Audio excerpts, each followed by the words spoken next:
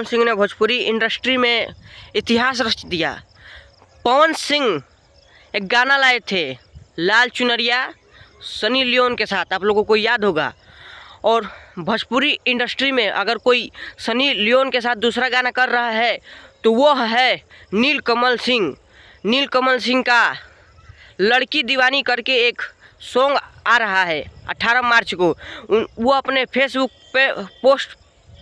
Page पे post किए थे और इंस्टाग्राम पे भी पोस्ट किए थे कि टी सीरीज से उनका गाना आ रहा है। अब जो भोजपुरी के कुछ अच्छे सिंगर हैं, नीलकमल सिंह कभी विवाद में नहीं रहते हैं, सुनने में तो नहीं आया है, और उनका बैक टू बैक गाना मतलब बहुत ही हिट रहता है। और उनका एक गाना आया था होली में, अभी वो 17 नंबर पर ट्रेंड कर रहा है, आप लोग देख सकते हैं, आग लगा दी। उसमें नीलकमल सिंह ने काम किया था, सिंगर नीलकमल सिंह है और एक अनु मलिक है, और उसमें थिएटर का काम अनुपमा पुरी जी की थी। और वो गाना मतलब बहुत ही बवाल है।